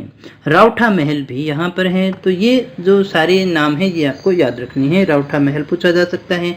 धोकड़ा वनों के लिए कौन सा उद्यान, राष्ट्रीय उद्यान जाना जाता है, तो वो मुकंदरा हिल्स रह गया। इसके बाद में दोस्तों आगे हम बात कर लेते हैं राज्य के अभ्यारण्यों के विषय में, जो कि 26 हैं। पहला हमारा आता है सरिस्का अभ्यारण्य। कहाँ पर है दोस्तों? ये भी क्वेश्चन, यहाँ राज्य अभ्यारण्य में से दो प्रकार के विशेषता क्वेश्चन बनते हैं। एक तो कौन सा अभ्यारण्य कहाँ है, और दूसरा कौन सा जीव जो है वो कौन से अभ्यारण्य में होता है। इसकी जो स्थापना हुई थी वो 1955 की मानी जाती है। इसमें देखिएगा एक होटल भी है, आरटीडीसी का है, कोई इतना इम्पोर्टेंट तो नहीं है ये फैक्ट भी। 1879 में यहाँ पर दूसरा टाइगर प्रोजेक्ट चलाया गया था। दूसरा कौन सा था? सरिस्का अभ्यारण्य में चलाया गया था। बाकी दो की अपनी बात कर चुके हैं दोस्तों।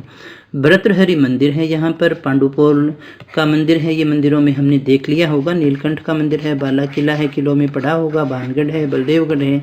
गढ़ जहाँ लग गया वहाँ पर किले ही होते हैं। गढ़ का मतलब ही किला होता है दोस्तों। इसके बाद में देखिएगा दोस्तों हरे कबूतर और मोर रिसस बंदर के लिए ये जाना जाता है। अगर आपसे पूछा जाए हरे कबूतर कहाँ मिलेंगे, तो दोस्तों हरा तो तोता होता है। हरा कबूतर आपको दिखाई दे तो अजीब लगेगा कि नहीं लगेगा, तो ऐसे प्रश्न पूछे जाने चाहिए कि अगर आपसे पूछा जाए हरे कबूतर देखने के लिए आप कौन से अभ्यारण्य में जाएंगे दोस्तों, तो सरिस्का अभ्यारण्य में आपको जाना पड़ेगा। इसके अलावा कांकणबाड़ी का पठार है, क्रास्का का पठार है। ये दो पठार हैं यहाँ पर, क्रास्का का पठार और कांकणबाड़ी का पठार। इसके अलावा ताल वृक्ष और विराटनगर का संबंध भी इससे माना जाता है। फिर अपनी बात कर लेते हैं, इसी का एक और भाग है सरिस्का ए अभ्यारण्य। ये अलवर का है दोस्तों। सरिस्का ए अभ्यारण्य कहाँ है? अलवर का है, और ये जो है अप्रैल 2013 में बना। ये राज्य का सबसे छोटा और सबसे नवीनतम है दोस्तों। अगर आपसे पूछा जाए राज्य का सबसे छोटा अभ्यारण्य कौन सा है, तो वो है सरिस्का ए। ये आंसर आपको याद रखना चाहिए। मात्र 3 वर्ग किलोमीटर का ही एरिया अपने इसमें मान के चल रही है। इसके बाद में दोस्तों आगे अपनी बात कर लेते हैं राष्ट्रीय मरुद्यान के विषय में। इसका नाम राष्ट्रीय मरुद्यान जरूर है, लेकिन ये राष्ट्रीय उद्यान है नहीं दोस्तों। ये जैसलमेर और बाड़मेर में विस्तृत है। क्षेत्रफल की दृष्टि से राजस्थान का सबसे बड़ा अभ्यारण्य हम इसे कह सकते हैं। काफ़ी बड़ा क्षेत्रफल है, 3162 वर्ग किलोमीटर में ये फैला हुआ है दोस्तों। अगर आपसे सबसे छोटा पूछा जाए तो सरिस्का ए था, और सबसे बड़े की बात करें तो राष्ट्रीय मरुद्यान है, जो कि राष्ट्रीय मरुद्यान राष्ट्रीय न होकर के एक अभ्यारण्य की श्रेणी में आता है। यहाँ जो मुख्य चीजें हैं वो आपको मिलेगी सेवण घास, गोडावण पक्षी और चिंकारा जो है, चिंकारा का वैज्ञानिक नाम आता है गजेला गजेला, और गोडावण का एक अन्य नाम आता है ग्रेट इंडियन बस्टर्ड। तो ये इसको सोन चिड़िया भी कहते हैं गोडावण को, तो इसके नाम है, ये आपको यहीं पर मिलने वाले हैं। गोडावण पक्षी के लिए प्रजनन स्थल के रूप में राष्ट्रीय मरुद्यान जैसलमेर को ही जाना जाता है। आकल वुड फॉसिल पार्क भी यहाँ पर है। ये वुड फॉसिल पार्क है, देखिएगा लकड़ी के जीवाश्म यहाँ पर है। तो जुरासिक काल की जो अपनी लकड़ी है उसके अवशेष आपको यहाँ पर देखने को मिलते हैं। यहाँ जो वनस्पति पाई जाती है वो जीरोफाइट्स, हमने देखा था छोटी छोटी वनस्पति होती है, कांटेदार जो अपनी वनस्पति होती है जिसे हम जीरोफाइट्स के नाम से जानते हैं। पीवड़ा सर्प है, मरू बिल्ली है, ग्रासहापर है और टिड्डी दल आप यहाँ पर देख सकते हैं राष्ट्रीय मरुद्यान के अंदर। तो ये कुछ एक चीज़ें थी जो आपको याद रखनी है राष्ट्रीय मरुद्यान से संबंधित। इसके बाद में हम देखिएगा बात करते हैं ताल छापर की, जो कि चूरू में है। ये काले हिरणों के लिए जाना जाता है। ताल छापर किसके लिए जाना जाता है दोस्तों? काले हिरणों के लिए। इसके अलावा यहाँ पर है कुर्जा पक्षी, जिसे डोमिसाइल क्रेन के नाम से जानते हैं। हालांकि ये जो कुर्जा पक्षी है सबसे ज़्यादा की अगर आपसे बात करें तो खिंचड़ गाँव में मिलेगा, लेकिन ये जो अभ्यारण्य की बात करें तो फिर हमारा आएगा ताल छापर। काले हिरणों के लिए ये विशेषता जाना जाता है। इसमें मोथिया नामक घास होती है जो हिरणों को काफ़ी पसंद है, इसके कारण ये यहाँ पर रहते हैं दोस्तों। महाभारत से भी इसका संबंध है क्योंकि द्रोणाचार्य जो थे उनका आश्रम भी यहाँ पर माना जाता है, तो ये इसलिए भी हमारा काफ़ी इम्पोर्टेंट हो जाता है। द्रोणपुर भी यही है दोस्तों, जिसे द्रोणाचार्य के आश्रम के नाम से जानते हैं। इसके बाद में दोस्तों अगला हमारा आता है जमुआ रामगढ़ अभ्यारण्य। ये कहाँ है? ये जयपुर में है। जो आपको याद रखना है, मैं केवल वही बातें कर रहा हूँ दोस्तों। धोकड़ा वन के लिए काफ़ी ज़्यादा जाना जाता है। हकहोदी झील भी यहाँ पर है। इसके अलावा देखिए अगला आता है नाहरगढ़ वन्य जीव अभ्यारण्य। ये भी जयपुर में है। नाहरगढ़ वन्य जीव अभ्यारण्य कहाँ है दोस्तों? जयपुर में है। और 2014 में इसमें विकसित जैव उद्यान का लोकार्पण भी किया गया था, यानी जैव उद्यान भी यहाँ पर बनाया गया है। राज्य का प्रथम जैविक उद्यान नाहरगढ़ वन्य जीव अभ्यारण्य में है। बियर रेस्क्यू सेंटर भी यहाँ पर बनाया गया है। तो ये 2-3 बातें थी जो हमने नाहरगढ़ के विषय में बात करनी थी। यहाँ से जो आपसे प्रश्न पूछा जा सकता है वो ये है कि नाहरगढ़ वन्य जीव अभ्यारण्य कहाँ है, जैविक उद्यान कहाँ है? तो वो नाहरगढ़ में है। बियर रेस्क्यू सेंटर ये भी पूछा गया है, तो याद रखना कहाँ है? नाहरगढ़ अभ्यारण्य में है। इसके बाद में दोस्तों आगे बढ़ें तो बंदबारेठा अभ्यारण्य की बात कर लेते हैं, जो कि भरतपुर में है। आपसे पूछा जाए बंदबारेठा तो बै से ही बंदबारेठा और बै से ही भरतपुर का नाम आता है। यहाँ देखिए घना पक्षी विहार से जो पक्षी आते हैं वो यहाँ पर भी आवास बनाने आते हैं, इसलिए इसे पक्षियों का घरौंदा कहा गया। जो वहाँ पर घना पक्षी विहार में आए वो यहाँ पर भी आते हैं, यहाँ पर भी घर बना लेते हैं दोस्तों। तो देखिए पंछी, नदियाँ, पवन के झोंके, कोई सरहद ना इन्हें रोके, तो इनके लिए तो कोई सरहद होती नहीं है। देखो साइबेरिया से चल करके यहाँ तक आ जाते हैं पक्षी, कितनी सरहदें पार करके, है ना, और उन्हें रोकता भी नहीं है। लेकिन ये यहाँ पर घरौंदा, इसलिए यहाँ भी घरौंदा बना सकते हैं दोस्तों। तो कोई उनका वो पेटेंट तो वहाँ पर है नहीं कि केवल वहीं पर रहेंगे। इसके बाद में दोस्तों आगे देखिएगा वाटरफॉल के लिए भी ये जाना जाता है। जरख, जरख का नाम आपने सुना होगा। पहले ये कहा जाता था कि बच्चों को उठा करके ले जाता है जरख, तो जरख के लिए ये प्रसिद्ध माना जाता है, आपको यहाँ पर मिल जाएंगे। रामसागर वन्य जीव अभ्यारण्य की बात करें तो धौलपुरिया भरतपुर का नाम आता है। कौन से की बात अपने कर रहे हैं? रामसागर वन्य जीव अभ्यारण्य। तो इसकी जो विशेष बात है 2014 में जो है इसमें जैव उद्यान का जो है लोकार्पण किया गया था दोस्तों। कब किया गया था? 2014 में इसके अंदर भी जो है जैव उद्यान का लोकार्पण किया गया था। कौन से जीव अभ्यारण्य की बात कर रहे हैं हम? रामसागर वन्य जीव अभ्यारण्य की बात कर रहे हैं। इसके बाद में दोस्तों जो हमारा अगला आता है वो है हमारा, इसमें अगर दोनों में से एक नाम का चूज करना हो तो आपको धौलपुर को करके आना दोस्तों। साइबेरियाई सारस, ये साइबेरियाई सारस के लिए भी जाना जाता है। आगे हम बात कर लेते हैं दोस्तों वन विहार वन्य जीव अभ्यारण्य। ये कहाँ है दोस्तों? वन विहार धौलपुर में है दोस्तों। कहाँ है? धौलपुर में है। और केसरबाग वन्य जीव अभ्यारण्य कहाँ है? ये भी धौलपुर में है। केसरबाग भी कहाँ पर रह गया दोस्तों? धौलपुर में ही रह गया। इसके अलावा देखिएगा जो हमारा आता है, इसे धौलपुर के अंतिम राजा उदयभान सिंह के द्वारा बनाया गया था, जिसे हम केसरबाग के नाम से जानते हैं। इसके बाद में दोस्तों देखिएगा इसमें जो जीव कहें तो विशेषता कोई विशेष तो नहीं आता, लेकिन जंगली जीवों के लिए काफ़ी ज़्यादा फेमस है। मतलब जीव देखने के लिए ही लोग यहाँ पर जाते हैं केसरबाग वन्य जीव अभ्यारण्य के अंदर। इसके बाद में दोस्तों घना के साइबेरियन क्रेन जो है वो यहाँ पर भी आते हैं, और यहाँ सांभर भी मिलते हैं दोस्तों। सांभर नामक जीव है वो भी यहाँ पर मिलता है। NH 3 पर है दोस्तों, ये आपको याद रखना होगा। फिर आता है हमारा केला देवी वन्य जीव अभ्यारण्य। कौन से अभ्यारण्य की बात कर रहे हैं दोस्तों हम? केला देवी वन्य जीव अभ्यारण्य। तो ये कहाँ पर है ये हमें सबसे पहले याद होना चाहिए। केला देवी वन्य जीव अभ्यारण्य जो है हमारा करौली और सवाई माधोपुर में है। कहाँ पर रह गया दोस्तों? करौली और सवाई माधोपुर में रह गया केला देवी वन्य जीव अभ्यारण्य। धोक वन के लिए सबसे ज़्यादा जाना जाता है। टाइगर रिजर्व का भाग बना था ये 1991 के अंदर। कब बना था दोस्तों? 1991 के अंदर ये टाइगर रिजर्व का भाग बना हुआ माना जाता है। इसके बाद में दोस्तों हम बात करते हैं जवाहर सागर वन्य जीव अभ्यारण्य के विषय में। कौन सा आया दोस्तों? जवाहर सागर वन्य जीव अभ्यारण्य। ये बूंदी, कोटा और चित्तौड़गढ़ में स्थित है दोस्तों, 3 जिलों में रह गया। और अगर पूछा जाए किस लिए प्रसिद्ध है तो ये घड़ियालों के लिए विशेषतः जाना जाता है। रामगढ़ विषधारी अभ्यारण्य, ये थोड़ा सा इम्पोर्टेंट है हमारे लिए, इसको याद रखिएगा। रामगढ़ विषधारी अभ्यारण्य ये कहाँ पर है? बूंदी में है दोस्तों। इसका क्षेत्रफल लगभग 307 वर्ग किलोमीटर है, तो ठीक ठाक ही रह गया दोस्तों। ये विंध्याचल पर्वत श्रेणियों में है। कहाँ पर है? विंध्याचल पर्वत श्रेणियों में ये है। इनके बीच में फैला हुआ है। 1982 में जो है इसे अभ्यारण्य घोषित किया गया था। यहाँ पर धोकड़ा जो है वो मुख्यतः जाना जाता है, धोकड़ा वृक्ष के लिए ये जाना जाता है।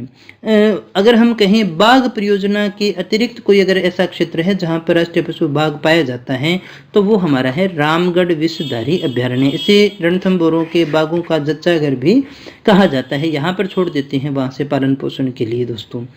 तो इसके अलावा पाइथन अजगर के लिए भी ये जाना जाता है। मेज नदी जो है वो इसके मध्य से निकलती है।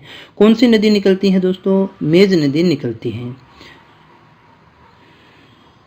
और एक और चीज याद रखिएगा, बाघ जो है इस बाघों का आवागमन अच्छे से हो सके इसके लिए कुंवाल जी नामक एक आखेट निषिद्ध क्षेत्र है। कुंवाल जी शिकार निषिद्ध या फिर आखेट निषिद्ध क्षेत्र 1983 में घोषित किया गया था, वो इसी के लिए किया गया था। उसका संबंध भी इसी के साथ में है ताकि बाघों का आवागमन जो है वो सुरक्षित हो सके।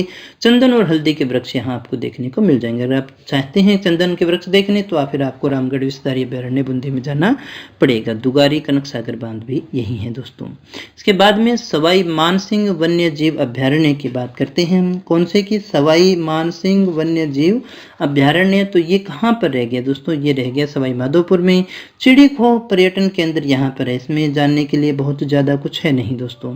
फिर हम बात कर लेते हैं राष्ट्रीय चंबल घड़ियाल अभ्यारण्य की। कौन से की बात कर रहे हैं हम दोस्तों?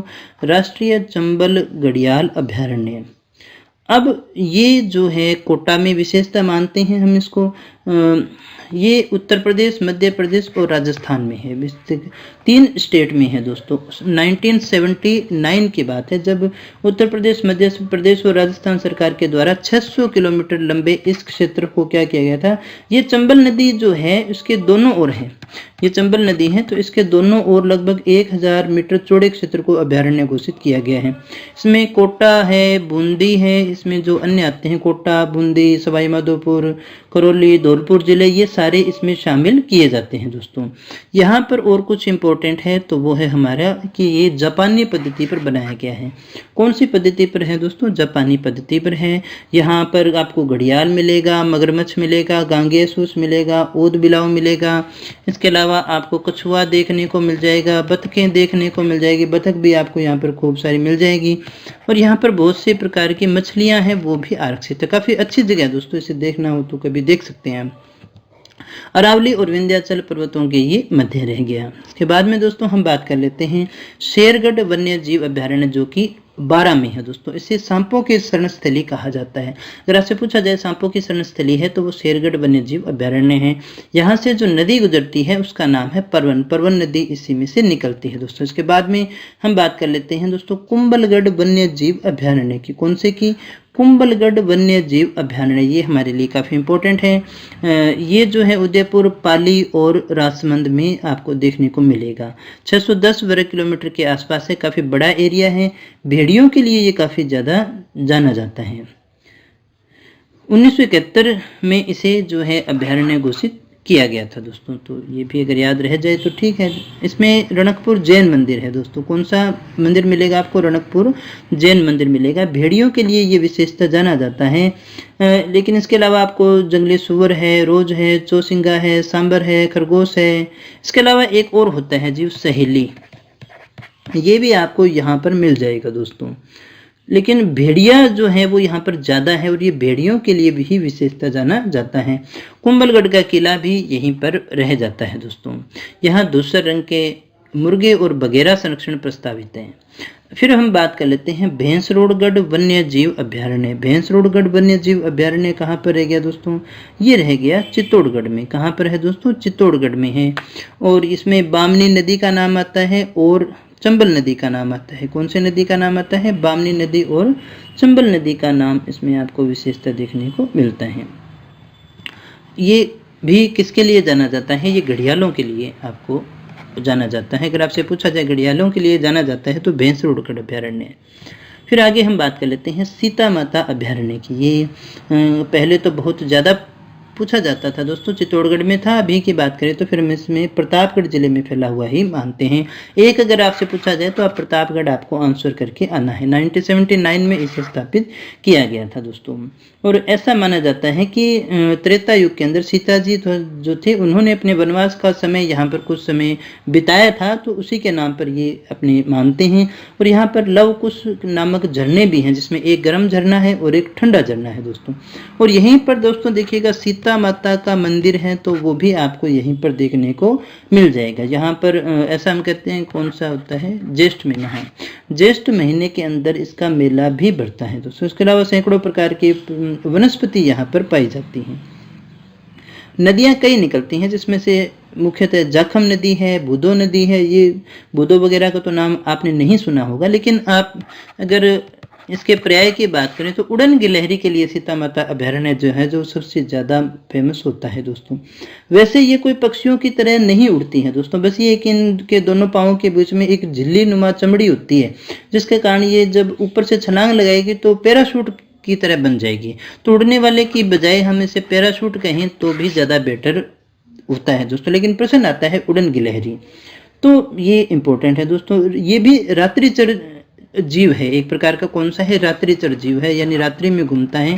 चौसिंगा भी आपको यहाँ पर देखने को मिल जाएगा। चौसिंगा की जन्मभूमि के रूप में ही इसे मानते हैं अपने दोस्तों। इसके अलावा मकड़ियाँ भी यहाँ की काफ़ी फेमस है। यहाँ अब आपको देख लीजिएगा, चीतल की मातृभूमि, उड़न गिलहरी, चौसिंगा, सर्वाधिक जैव विविधता, सर्वाधिक औषधीय पादप आपको यहाँ पर मिलने वाले हैं। सागवान वनों का एकमात्र अभ्यारण्य, एक क्वेश्चन कई बार पूछा गया है। अगर आपसे पूछा जाए सागवान वनों का एकमात्र अभ्यारण्य कौन सा है, तो यही होगा दोस्तों।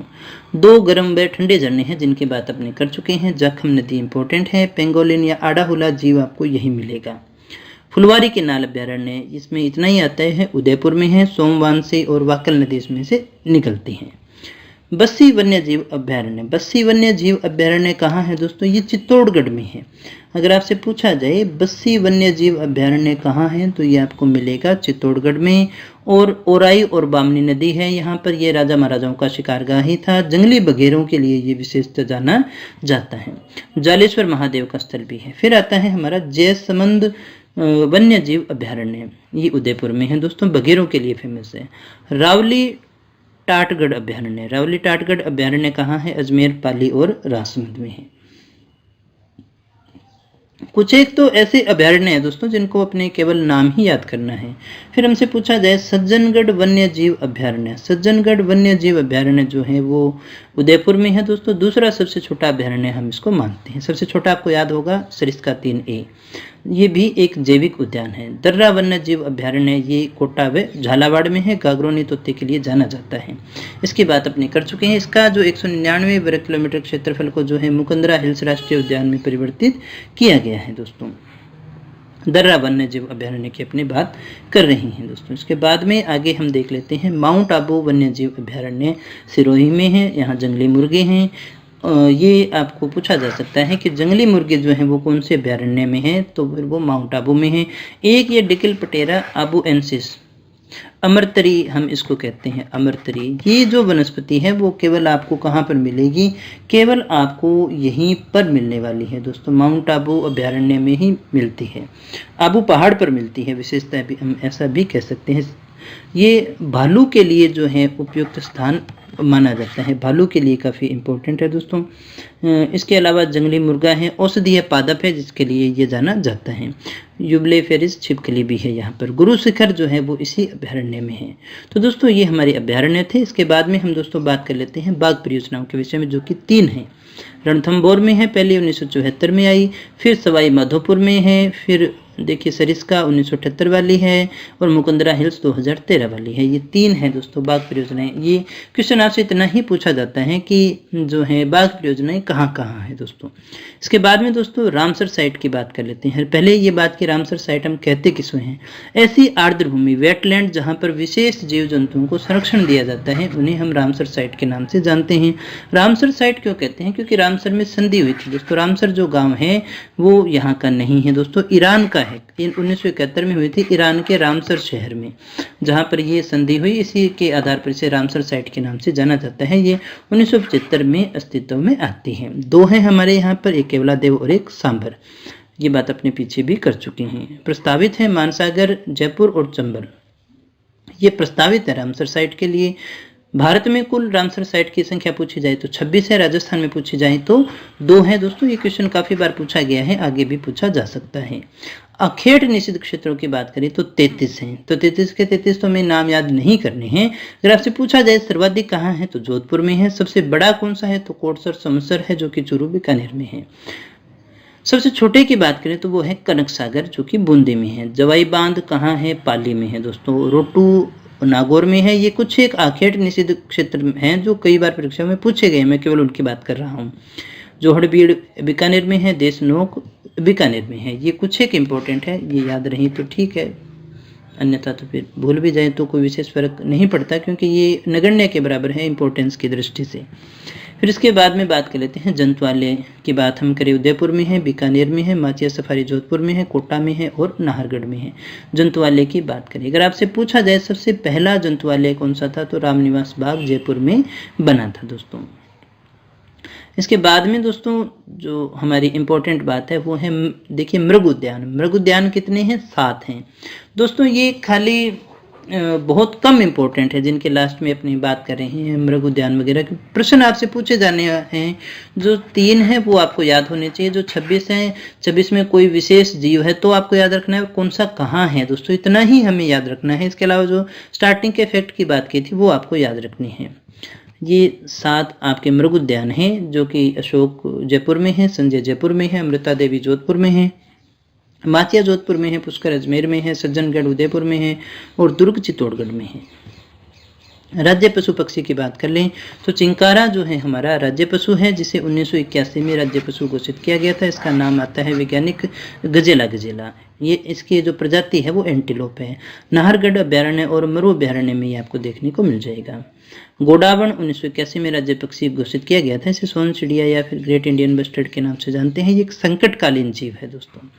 राज्य में जैविक उद्यान की बात करें तो नाहरगढ़ जैविक उद्यान जयपुर में है, सज्जनगढ़ उदयपुर में है, माचिया जोधपुर में है, अभेड़ा जो है वो आपका कोटा में है। विशेष तथ्य को देख लेते हैं हम। राज्य में 8 ऐसे जिले हैं जहां पर कोई वन्य जीव, कोई राष्ट्रीय उद्यान नहीं है, कोई अभ्यारण्य नहीं है, कोई आखेट निषिद्ध क्षेत्र नहीं है, मृगवन नहीं है, जंतुआलय नहीं है। तो ये 8 ऐसे स्थान हैं जहां पर कुछ भी नहीं है। गंगानगर है, हनुमानगढ़ है, डूंगरपुर है, बांसवाड़ा, झुंझुनू, सीकर, भीलवाड़ा और दौसा। ये 8 जिले ऐसे हैं जहां पर कोई भी वन्य जीवन से संरक्षित कोई चीज़ नहीं है दोस्तों। इसके अलावा दोस्तों कैलाश सांखला को हमने याद किया था स्टार्टिंग के अंदर।